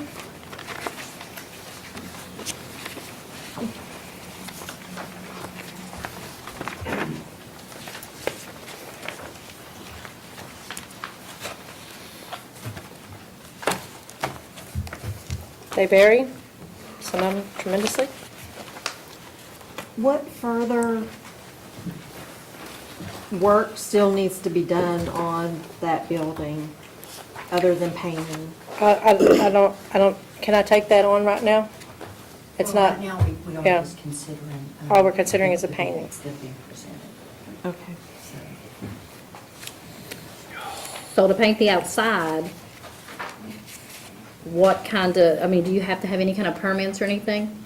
Do they have to have a license to do this? Do they have to, I mean, is there anything? I don't think so. David, are you back there?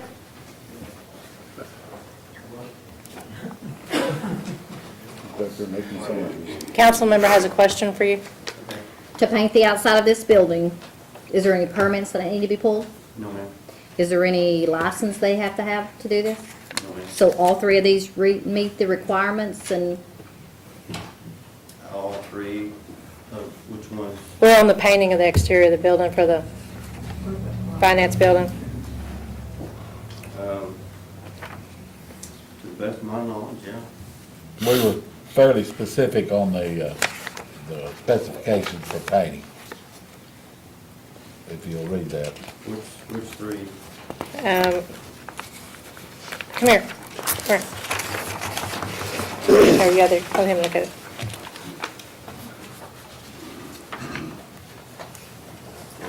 I would recommend that they have, some type of general liability or a bond or something, but there's nothing that, in my department, that requires it because they don't obtain permits for that. I know that two of those do, but I don't know about the other. The low bid has that liability, so. Which one doesn't? I'm not sure about the last one. I need to find it again. Okay. The highest bidder? Okay. But Daryl Cornett painting, I'm not sure about him, and really and truly, I'm not sure about Carl Tucker. But I do know that Tommy Parr does, so. Okay.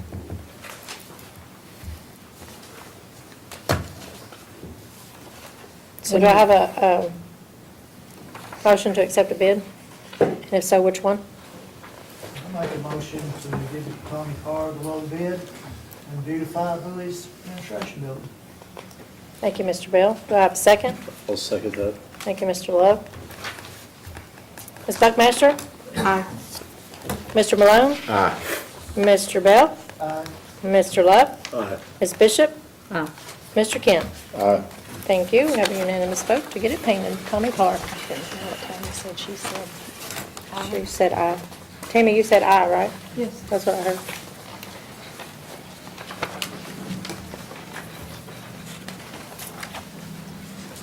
Okay, so the next item is to consider quotes for the construction of an awning on the backside of City Hall. I'm going to have Art explain the awning to you. Since we tore down the city auditorium, our air conditioner compressors and our generator have come under severe attack from the sun. The air conditioner have run, seems like 24 hours a day since we got rid of that shade. And we need to protect, especially the generators, because that generator powers not only City Hall, but it also powers the Emergency Operations Center. And I'd like to get it covered from the weather. And I just thought while we were at it, we'd just go ahead and put it all across the back of the building to offer some shade, and it'd probably pay for itself in efficiency of air conditioners over a period of time, so. And I would recommend, and this is based not on price, but it's based on, the lowest price from a local bidder would be, WB Jones Construction. Actually, it would be DKT by the square foot. I'm sorry? Yeah, but he said by local bidder. Oh, okay. Local bidder. Okay, I didn't realize it wasn't from. I like to give business to local Yeah, no, contractors. I agree.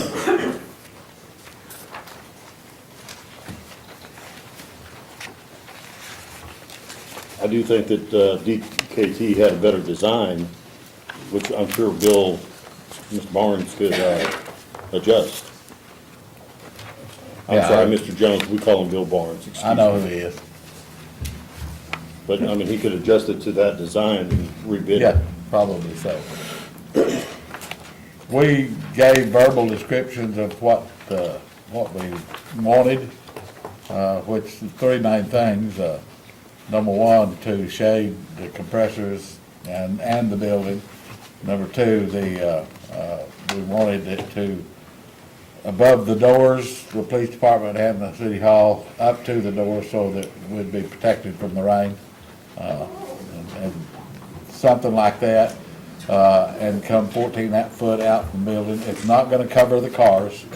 I'm having them, each of them, make it so that at some point in time, when we move out of City Hall, if we ever do, that we can put all of the police cars underneath an awning to protect against sun, hail, things of that nature, so. But it would be a little expensive now, and I thought I'd wait a year before I come to you and ask you to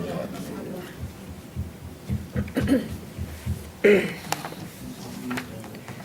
So do I have a motion to accept one of the bids? I'd make a motion to keep it local and let's use WB Jones. Mr. Love motions to use WB Jones. Do I have a second? I'll second. Mr. Bell, seconds. Mr. Malone? Aye. Ms. Buckmaster? Aye. Mr. Love? Aye. Mr. Bell? Aye. Ms. Bishop? Abstain. I'm sorry, Abstain. you abstain?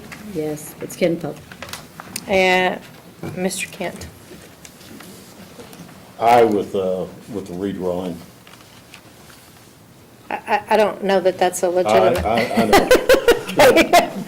Aye. The design makes more sense with the other one, being a straight I'll talk cross. Well, Bart can talk to him about that and see how. Best way to go. Okay, so, And to lower the cost. Mr. Jones.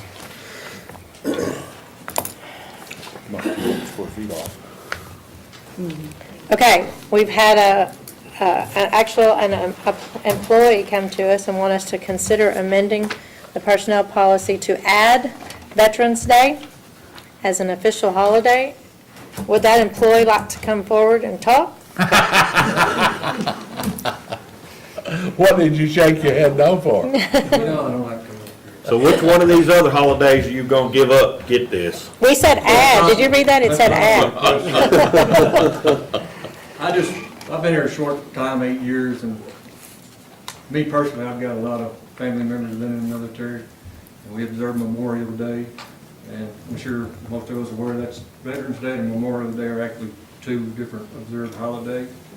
And I just thought out of respect for those on that side that we should also observe that holiday also.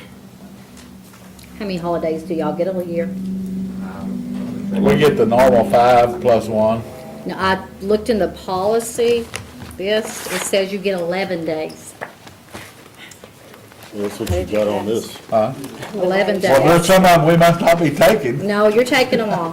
There's 11. You're There's taking 11 them all. on this sheet. I had that day off. You get 11. This would make 12.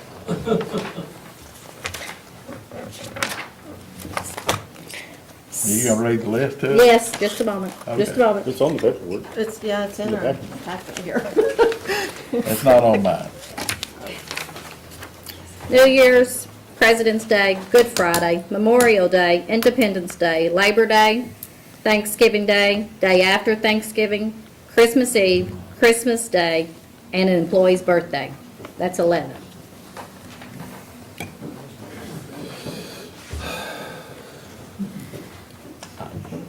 If you would like to give up birthdays, would you like to give up birthdays for veterans? I support the veterans. I'm not against the veterans. This has Well, nothing to do with We the can do that, but the request does, it's not written that way. Right. It's for an addition only. I've had, the short time I've been here, I've had 4 or 5 requests from different city employees, and I don't have a problem.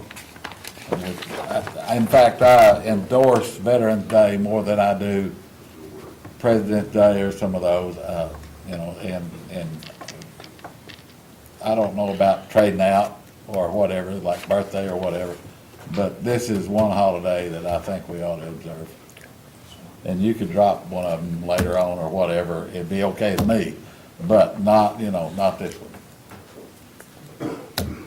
But this one is to add to the policy. So do I have a motion to add Veterans Day to the official holiday list for the personnel of the city of Bowie? I move that we table it in consideration of dropping one of the other holidays. Second. Okay, so I have a motion and a second to table this by Ms. Buckmaster and seconded by Ms. Bishop. Mr. Malone? No. Mr. Love? No. Mr. Bell? No. Mr. Kent? Aye. Ms. Bishop? Aye. Ms. Buckmaster? Aye. Y'all do this to me every time on purpose. You're the boss. Okay, well, I'm going to go with my employees, so I'm going to vote to no on the table, so we got to start over. I'm gonna make a motion that we recognize Veterans Day as a holiday. Mr. Love makes a motion to recognize and add Veterans Day. This Yes, is ma'am, our Dad. taxpayers' money. It's Veterans Day. I'll We second. go with, And Mr. Malone, you second it? Okay, so now we're back to discussion. If none, I'll call for a vote. Mr. Malone? Aye. Mr. Bell? Aye. Mr. Kent? No. Ms. Buckmaster? No. Mr. Love? aye. Ms. Bishop? No. Okay, well, I'm going to vote yes. Thank you, all you veterans. Appreciate it. I'm a veteran as well. I'd like to make a motion at this time that we put on the next agenda consideration of revising our holidays for employees to remove You're writing it down. one of them. Second. Ms. Buckmaster made the motion, Ms. Bishop made the second. I don't have a list. I'll just give this back to you. All right, so we have a motion to, we have a motion to add to the next agenda To remove one. to remove a holiday from the employee list. Is that right? A discussion of. A discussion to of and or- revising the employee holidays. Revising, okay, let me write that down. Does that make better sense? And I have a motion by Buckmaster and a second by Bishop. So, Mr. Malone? No. Ms. Bishop? Yes. Mr. Love? No. Mr. Bell? No. Ms. Buckmaster? Aye. Mr. Kent? Aye. Oh, good Lord. Okay, no.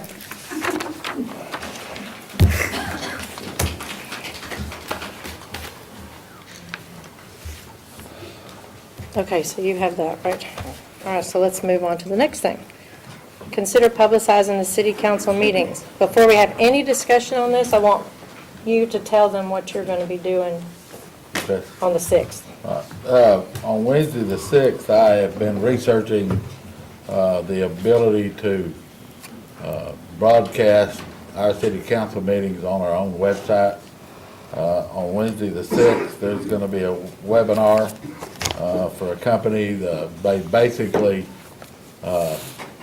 not just, they don't necessarily sell you the equipment, but they set it up for you so that it's on our website, which means we're in total control of it. It's not on Facebook, it's not on anything else. And I'll be going through that webinar, and I have one person that's gonna help me with watch it so that I don't miss anything or mess anything up when I try to explain it to y'all. But I think before we make a decision about it, we look at broadcasting the city council meetings over our own website, so we'll have total control of it. That's my recommendation. Have we not been looking into, with our I don't know who designs our website or maintains it or whatever, doing that? Well, that company that does our website doesn't have the expertise to broadcast it over our website, so this company will show us how to do it. How to do it?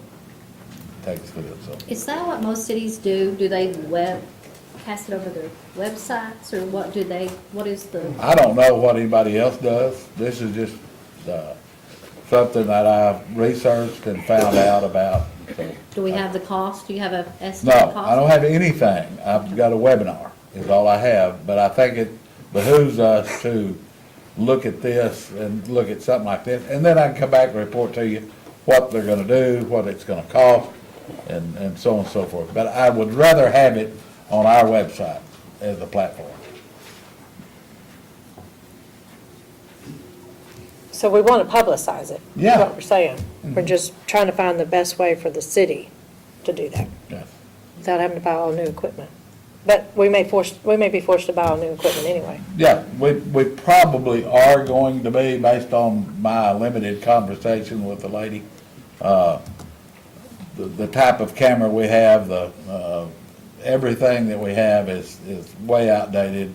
But I don't think that it's gonna be that expensive to do, based on the conversation. And now this group is talking about us doing this live, not recording it Yes, and putting it it'll on be site. live. So it'll be live. So there'd be no recordings, so if somebody couldn't watch it at Well, I'm not, it would be saved on the website You and can record archived. your own after the fact. They can click on it later on, I'm sure, and play it again, so. We're thinking that they're going to teach us how to archive it onto the site. I mean, I take your disc and do it. I Well, upload it to YouTube. Yeah, the YouTube and our website's two entirely different things, so I don't know. She just she doesn't have the equipment to. We don't change it. control YouTube, but I wanna be able to control what No, you goes can out. upload it to your own. I've given Sandy copies of it that she can upload. She just can't upload the version the way that you're recording the disc now. And I offered to do that for free and was doing it for free. Have we uploaded videos to our website? We need to have a professional service do it. Okay, so I need a motion to, I don't even have a motion, so I mean, I we're make a gonna just motion to table this table until this to he gets the further information. When is the webinar? It's on the 6th. So we need to table it for the, not next meeting, but the next. I don't really think you even have to table it. This kind of seems like an information thing. That's fine with me, But too. it's going to show back up on the next one. We Anyway, don't- and there may be further information also if this doesn't pan out. So this doesn't really seem like an action item. So, okay, not an action item, I like that.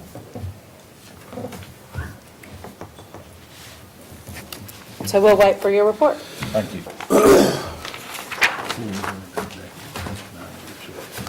Okay. All right, so at this time, and it is what time? 7:49. 7:49, we are going to close the public meeting and go into executive session pursuant to Texas Government Code 551072, deliberations about real property. Can I ask for a 5-minute break? We do need a 5-minute break because the city manager needs one too.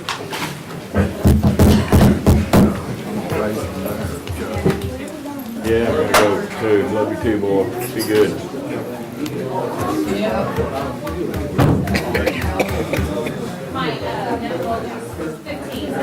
A pen. What time did we close that? 8 what?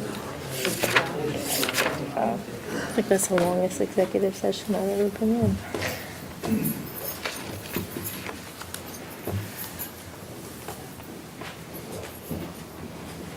Crowd size. Do what? The crowd size wasn't there. Okay, I'm going to open this session back up at 8:56. 8:56.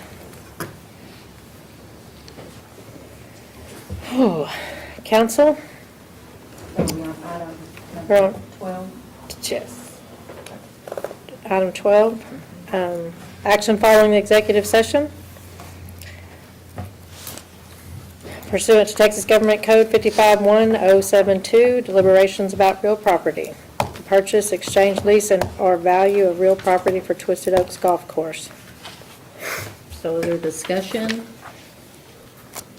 We need a motion before we have discussion.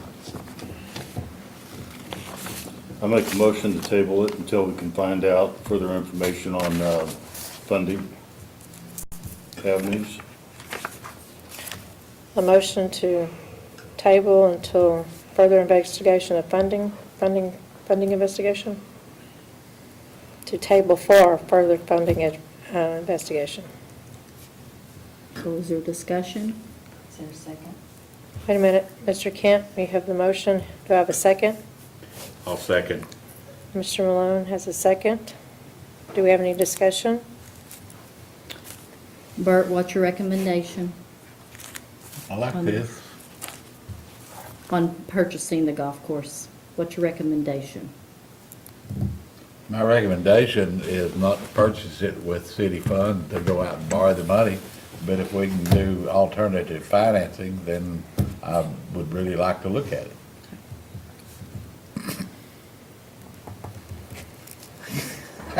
So we have a motion on the floor to table Somebody until we didn't do think you further better ask me. investigation. And we have a second, so now we're going to have a vote on the table motion. Mr. Malone? Aye. Ms. Buckmaster?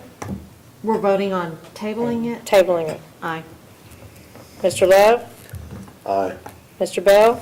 Aye. Ms. Bishop? Oh, Mr. Kent? Aye.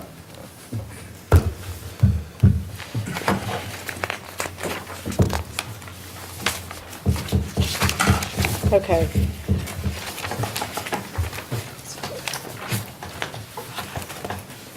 On this one, we didn't publish this one right. So on item number 11, executive session pursuant to Texas Government Code 551.074 on personnel matters. This was not published correctly, so we will not be going to executive session on that. Because in order to consider internal controls violations, it would have had to have an employee name or an agent's name, employee, board member, or, what was the other one? Officer. City official, officer. So we can, we can't go into executive session. That's all there is to that. So Tracy, your best way to handle this would be to move it to the next agenda, or?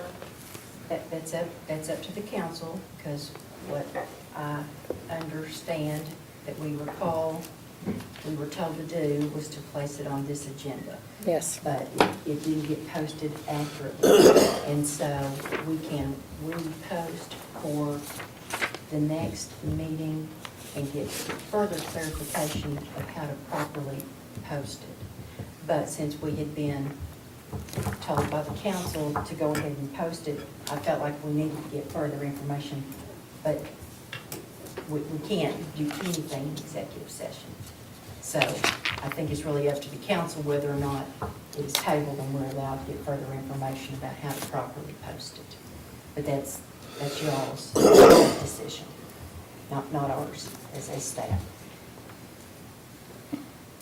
Okay.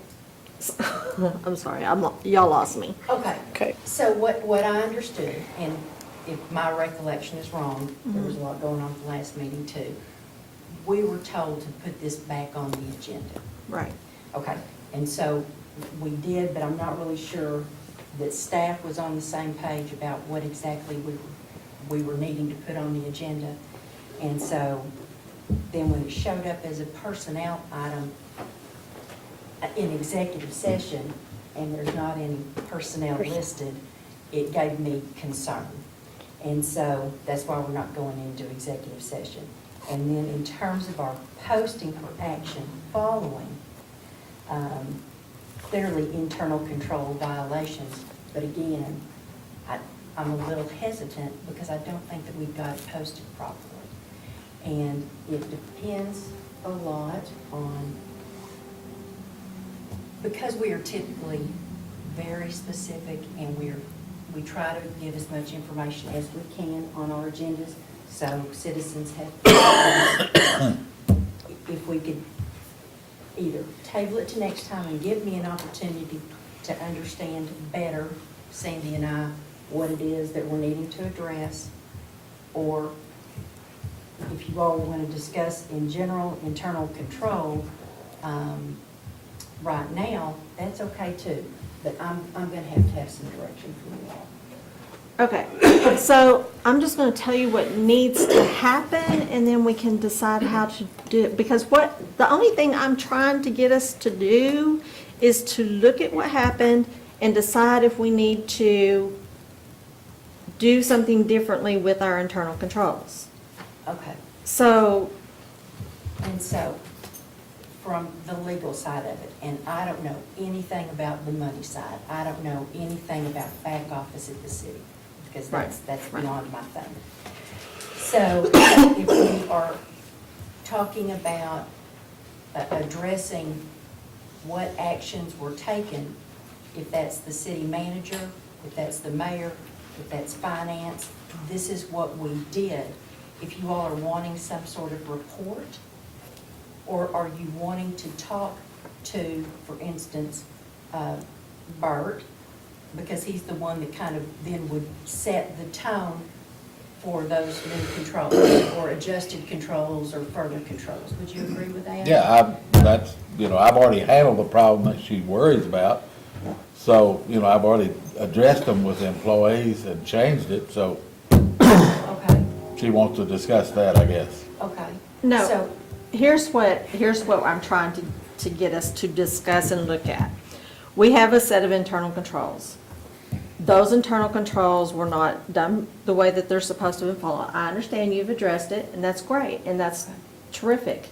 I want us, and what was suggested by the auditors was for us to specifically look at our internal controls revolving around cash, that they are sufficient, and to, in particular, look at our internal controls around purchasing cashier's checks, because what they told me was that we, in all probability, do not have anything that specifically addresses purchasing cashier's checks.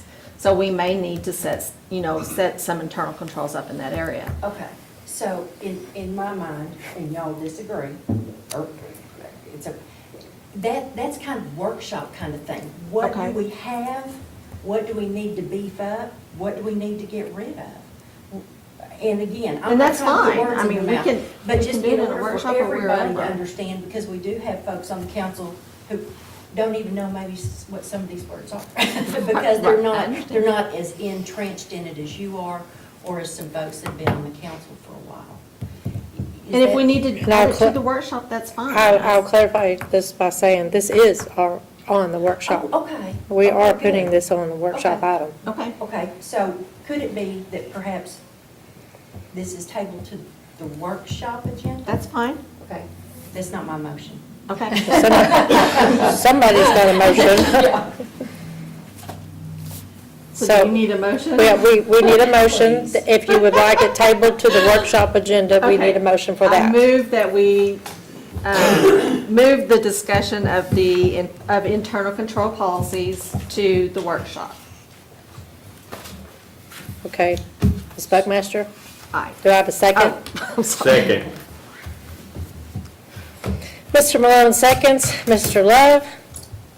Aye. Mr. Bell? Aye. Ms. Bishop? Mr. Kent? Aye. Ms. Buckmaster? Aye. And Mr. Malone? Aye. Thank you. Okay, so then at this time, which is 9:06, I'd like to adjourn the meeting. And thank you very much for attending. And please come back. I'm gonna quit if you